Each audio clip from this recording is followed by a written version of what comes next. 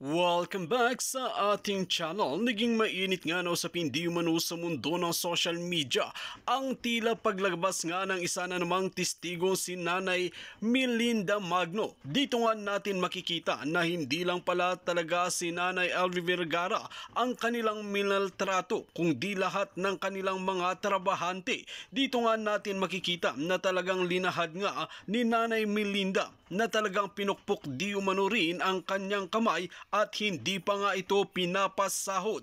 Dito nga natin makikita kung gaano nga kagulang itong si Franz Ruiz na ito. Kaya naman dapat nang imbestigahan ng mabuti ito at ikulong ng habang buhay. Dahil kung titignan natin mga kaibigan, ay kinakawawa di umano ang mga kasambahay na ito.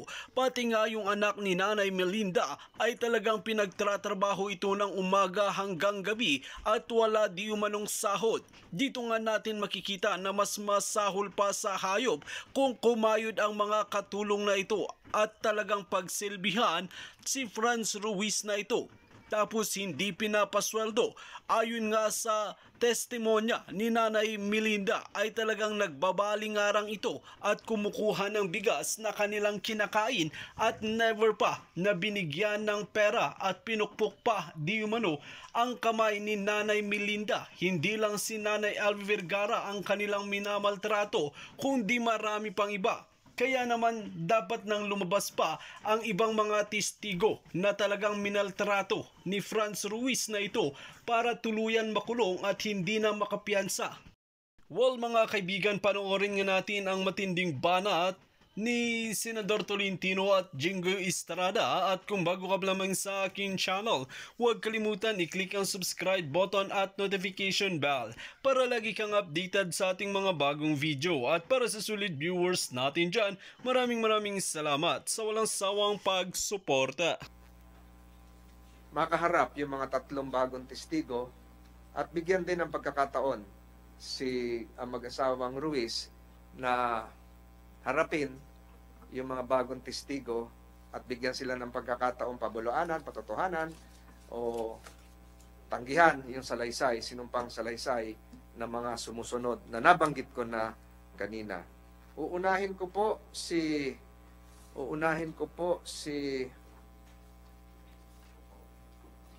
Miss Melinda Magno. Nasaan po kayo, ma'am? Paki-on yung inyong mikropono o pakitulungan. Meron po kayong sinumite sa amin na sinumpaang salaysay at nagsasaad ito ng pagsabi ninyo na nakilala nyo si Miss Elvie Vergara noong taong 2017. Kasi po nung napakaraming hearing namin, magkakaiba po yung bersyon. Ang sinasabi ay nagsimula daw po magtrabaho si Elvie Vergara, Manang Elvie Vergara sa mag-asawang Ruiz ng 2017. Subalit doon naman sa bersyon ni na mag-asawang Ruiz ay sinasabing siya ay nagtrabaho noong 2019. So sa iyong sinumpang salaysay na hawak ng komiting ito ay sinasabi mo ang ibang bersyon. Gusto namin malaman muna kung ikaw ba talaga itong Melinda Cardinal Magno na hawak ko yung sinumpaang salaysay. Opo. Ikaw ba ay talagang nanumpa at pumunta, nagbigay ng iyong salaysay na voluntaryo at hindi ka pinilit? Opo. Nakalagay po dito na ikaw ay nakilala mo. Kailan mo nakilala si Manang Elvie Vergara? Nakilala ko po yan noong 2017. 2000. Sa paanong paraan? Ako po ay namasukan ng May 2, 2017 po. Kayo po ay namasukan ng May 2 po. May 2, 2017. Natatandaan niyo pa. Saan po? Bilang ano po? Saan po kayo namasukan? Kay Franz po. Kanino po? Franz po. Kung ipatuturo ko po dito sa mga naririto sa bulwagang ito, kung sino yung iyong naging amo noong Mayo 2, 2017, kaya mong gawin? Opo. Kaya mong tumayo o yung babae na page natin, pwedeng samahan niya. Babae na lang, para pwede kang tumayo at ito, lapitan nyo at siguro mga tatlo o 2 metro lamang ang pagitan. Ituro nyo kung sino yung pinagtrabahuhan nyo.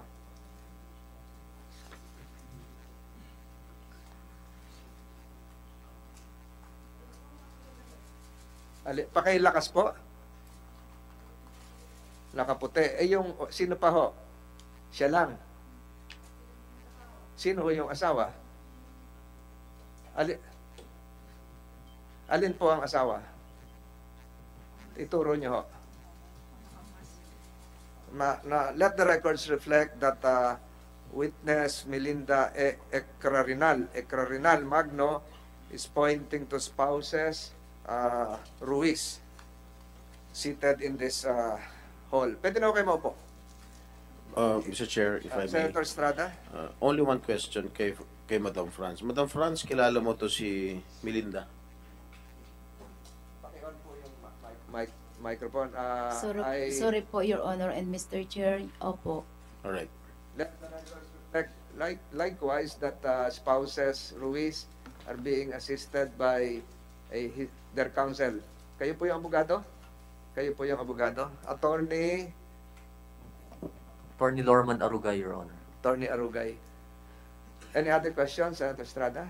Yes. So Manang Melinda Magno, kayo po ay namasukan sa mag-asawang Ruiz at nakilala nyo, sabi nyo kanina, si Manang LB Vergara.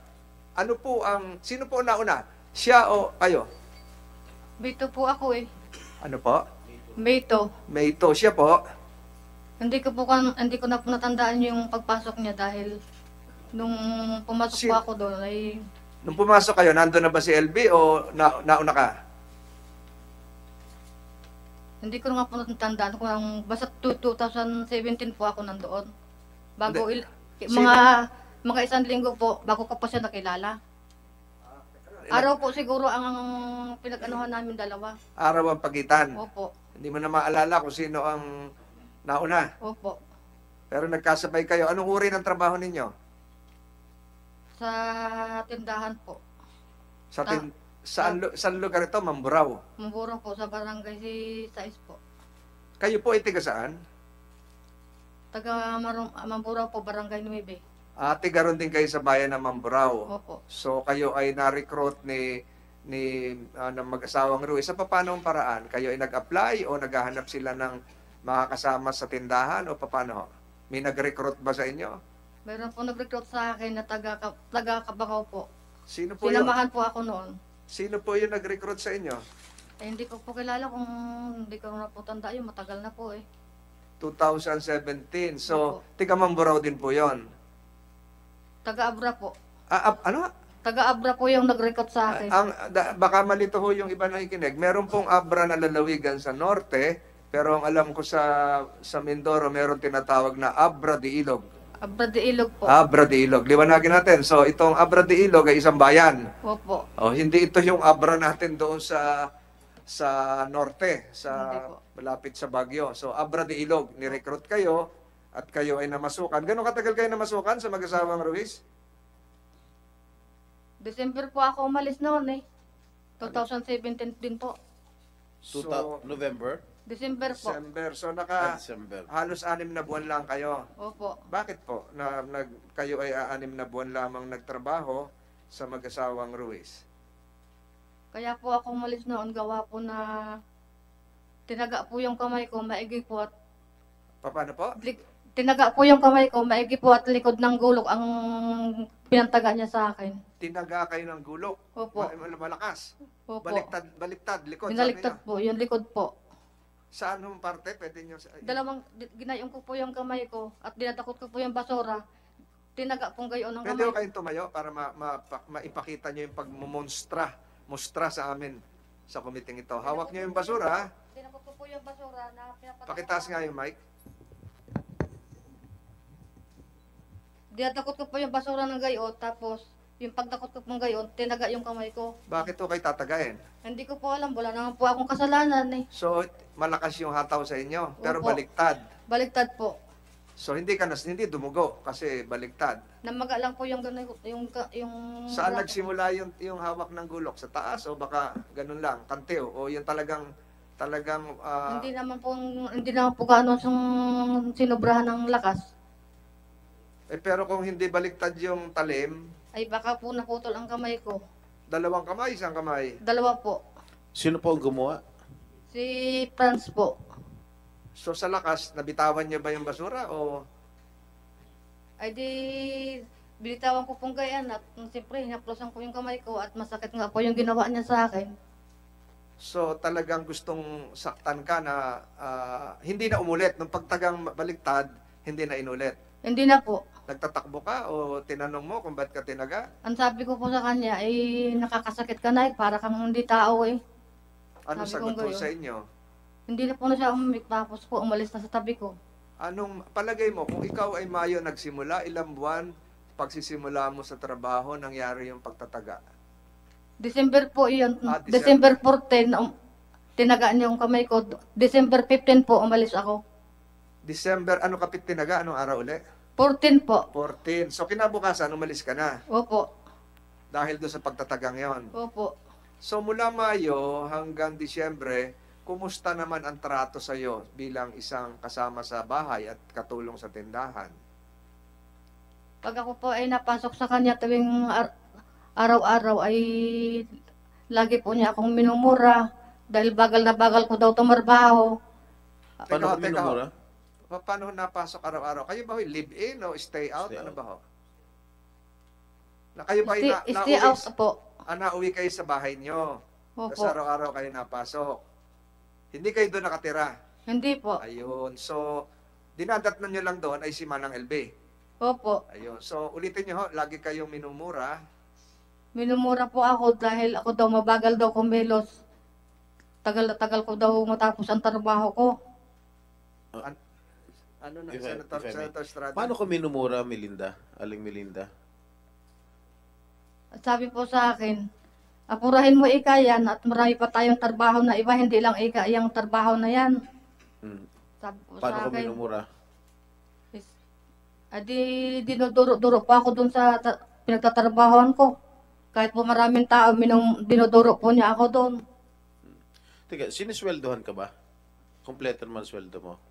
Ang- Magkano usapan niyo sa sweldo?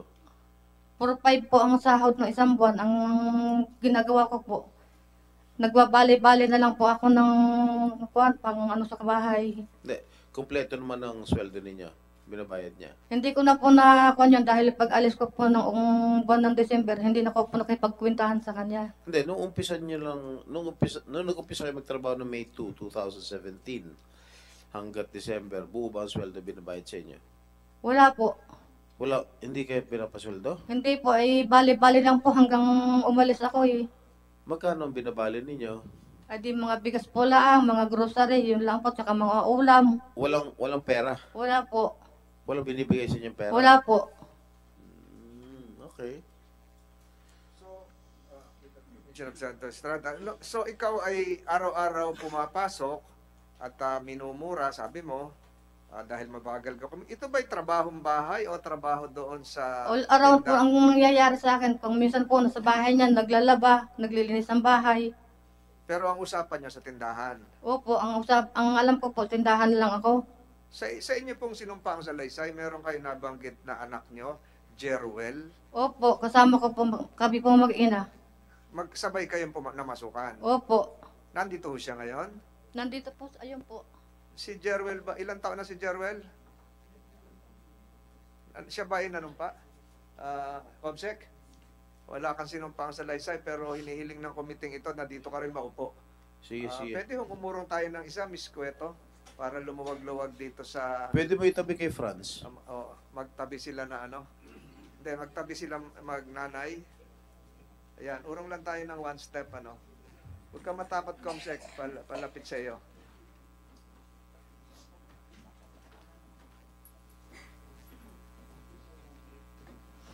Mukhang nasa hustong gulang naman to si Jerwel. Ilang taon na ho, anak nyo?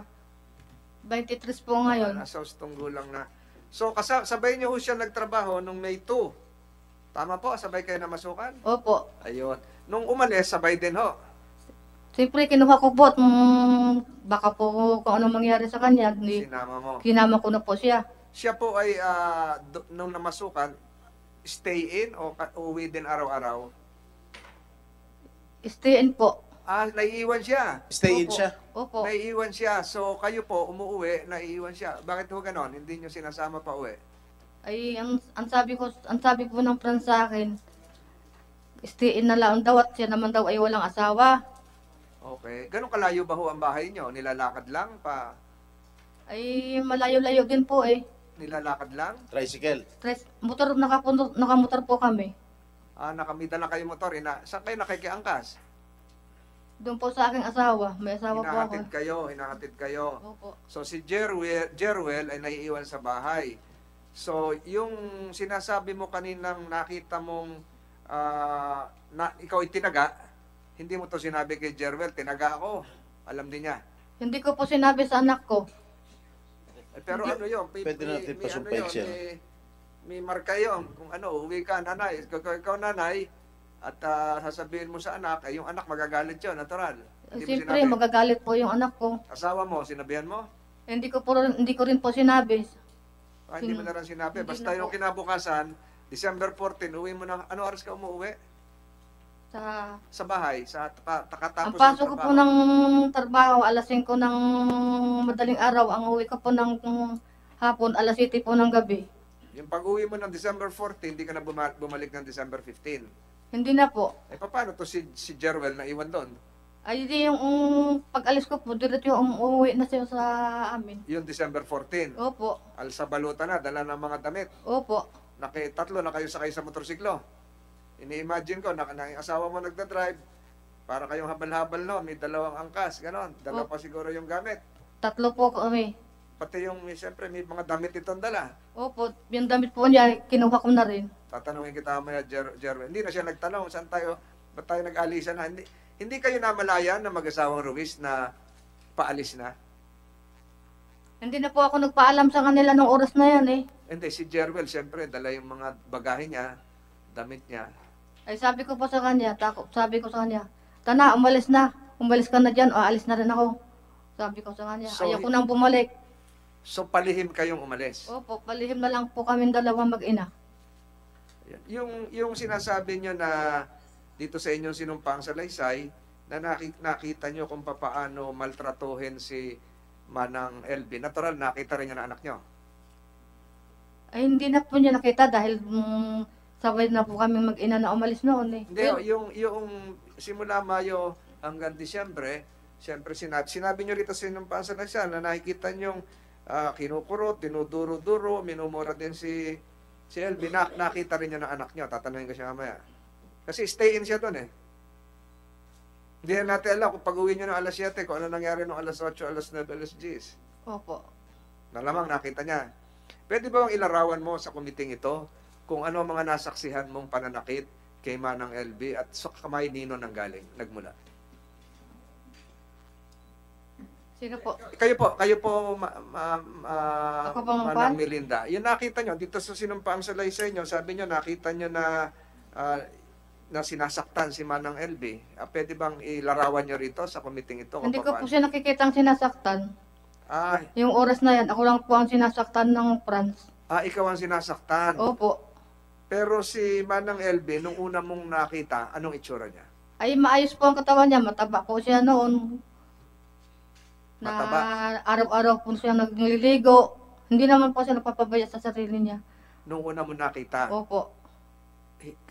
Kakaiba sa yung itsura ng katabi mo ngayon. Ay iba po noon, makinis po ang balat niya noon eh. So nung umalis ka noong Disyembre 2017, ang itsura ni Manang LB, pareho pa rin nung una mo nakita. Opo, yan pa rin po yung kanyang katawan noon. Ito ngayon, hindi ka naman nagulat na iba na yung itsura niya? Alin po? Itong itsura niya ngayon, Ay ibang-iba po ngayon, para na po siyang senior eh. ngayon mo lang siya nakita uli. Opo. Simula nung 2017, ngayon mo lang siya nakita uli. Opo. Paano mo nalaman na merong isang ganitong usapin na kinakaharap ang mag-asawang Ruiz at si Manang LB? Saan mo nabalitaan? Nakita ko po sa Facebook. Facebook. Opo. nakita mo sa Facebook na kakaiba na itsura, kaya minarapat mong tumistigo? Opo. Kanino ka lumapit with the permission? Kanino ka lumapit, Miss Melinda, para Ako tumistigo po ang dito? nilapitan ng Ma'am Rimilin Montales. Ano po?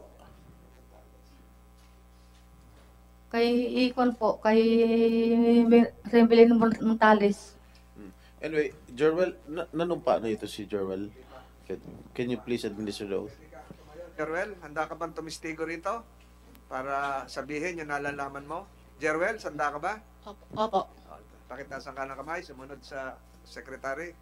Ikaw ba ay nanunumpa na magsasabi ng totoo at pawang katotohanan lamang sa investigasyong ito?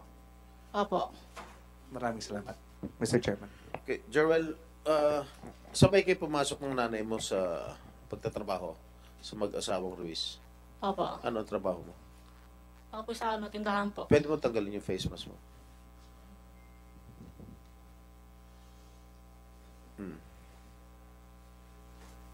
Ano ang trabaho mo?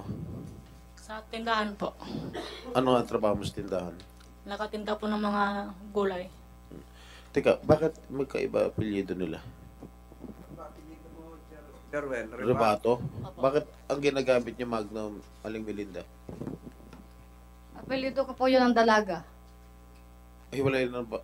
Hiwalay ka Hindi na po ba? hindi po kami kasal doon sa asawa ko. Hindi pa kayo kasal? Opo. Ano yung M? M sa'yo, Jerwel. Magno rin, Magno. ano? Magno. Okay. Sige, tuloy niyo. Pakipatay yung mic niyo, mikropono niyo, Jerwel. Manang Melinda. Ilang taon ka nagtrabaho Papatayin kay ko po. doon sa mag-asawa? 17 po. Kasabay ng nanay mo? Opo. Sinaktan ka rin? Hindi po. Hindi ka sinasaktan?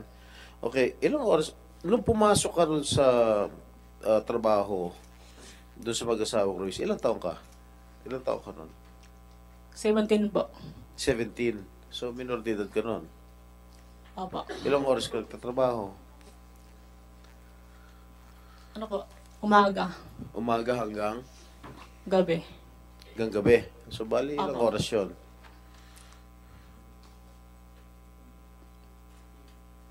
Mula anong oras? Alas 8 na umaga? Opo.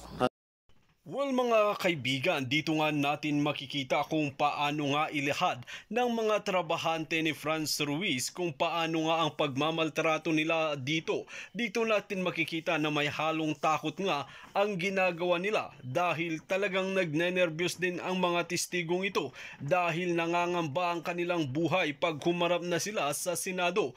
Kaya naman todo protekta at bibigyan ng mga proteksyon ang mga ito para hindi magaya kay alias Dodong. Well mga kaibigan, kung kayo ang tatanungin ano ang inyong mga opinyon, just comment below sa ating comment section at ating pag-uusapan.